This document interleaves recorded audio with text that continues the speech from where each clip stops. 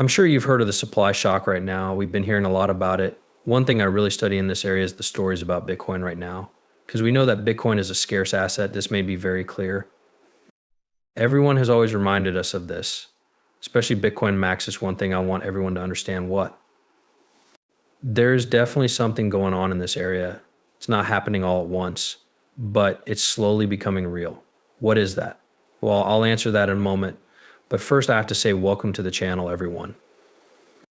My name is Nick, and I hope that by the end of this video, you've become a subscriber. Also, if you guys haven't already, what are you guys doing joining the free Discord?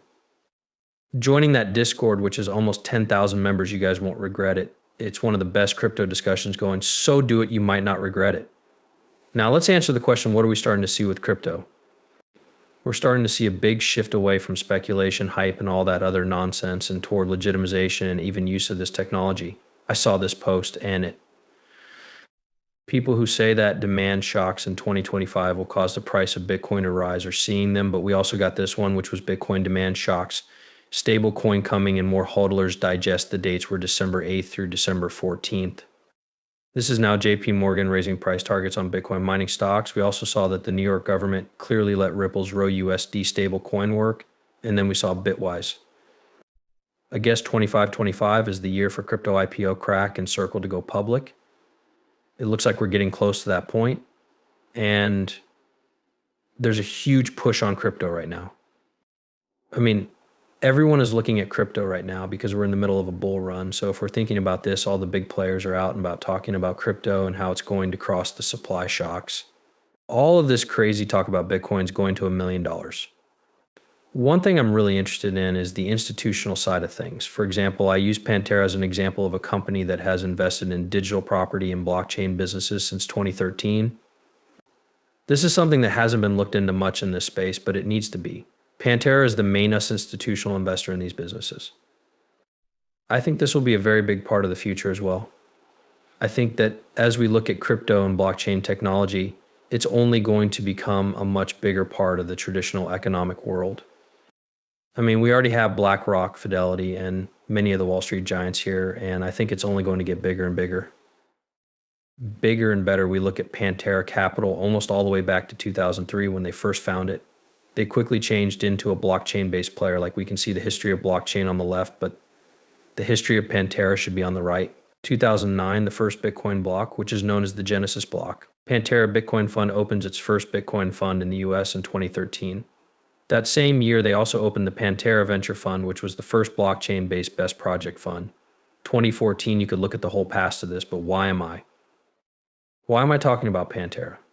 I want to show you guys how big Pantera is. They've been around for a long time. They're a respected player in the blockchain space. They've seen it all from the beginning, and here we have from the beginning. It's funny that billionaire Dan Morad has disclosed Pantera Capital holdings in all coins, including Ondo, Solana, and Bitcoin. We've been doing this for 11 years, and Bitcoin has almost doubled this year, so everyone's talking about how crazy it is that it doubled on average. It's done that for 11 years in a row, so crypto going up double isn't great really, and we're usually long because we think the markets are going to cross up another huge, significant amount, probably by an order of magnitude or more. So we're usually long and just looking at which other tokens are exciting. Tan Telegram's token Solano and other ones are interesting to us, so they're predicting that crypto will keep going up and things will keep going up in value, and he's now not wrong. To put it another way, he's been around for more than 11 years, right? I know that this area keeps going up cycle after cycle. It's a place where we're just now thinking about those profits, and we're usually looking at the big cycles, the bull and bear cycles. What the bull and bear cycles depend on is just liquidity. They're just riding the waves of the liquidity cycles. But what happens while the gap is moving through application? What's going to be the big driver in that area of application right now? It will be the efficiency of those networks. The inefficiencies of the incumbent in these traditional markets and industries.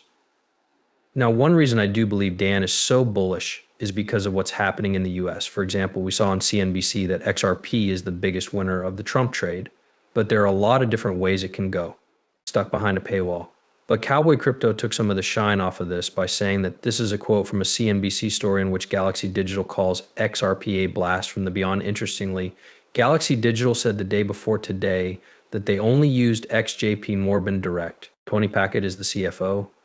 If we look at this more closely, we can see that I've I have never been a big fan of XRP, the asset, said Alex Thorne, head of research at Galaxy Digital, who called it nothing more than a blast from the past. We know there is a big gap. We know that many of the discussions in the space, especially when it comes to XRP, are biased reviews and opinions.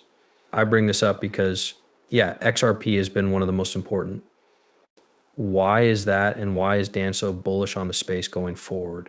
Well, it's because the Trump administration has been very pro-utility season, crypto season to they're no longer looking at mean cash. They're not looking at speculative cycles. No, they know how important it is to be in the back of this area because of the price at the back of the tech they want to do. Now I want to move on to this section. I made a submission. I'm not going to read it all back in August. It was about regulations because I want to go back to the first article that said 2025 demand shocks would cause Bitcoin prices to skyrocket. People may be saying that the demand for Bitcoin is going to grow a lot, and because you know how much supply there is, the price is going to go up a lot. It's basically a supply shock. But I said back in August that if we look at what's going on right now with the right regulatory clarity, the floodgates are officially open, the light turns green, and utility projects will race to the throne #1 spot. A new king will be crowned, and it might not be Bitcoin or Ethereum. Many people refuse to accept that because if we are, we're thinking about tokenizing trillions if we want to use them for business purposes. Bitcoin and Ethereum aren't good answers for that. I keep saying that when rules are put in place, we'll get the green light in a big way. I bring this up and I bring up Pantera Capital now, not because of what Dan is saying, because Dan is the only one behind Pantera Capital. I bring this up because of what's going on. Big shout out to Smoke Dog for this. Yes, establishments are predicting that by the end of 2025, 100%. Many of the world's biggest financial institutions, including the US, may have approved crypto laws. This is why 2025 will be the most important year for crypto global regulatory readability ever. And there you have it. By the end of 2025, all of the world's biggest financial institutions will have written and approved at least a few crypto laws.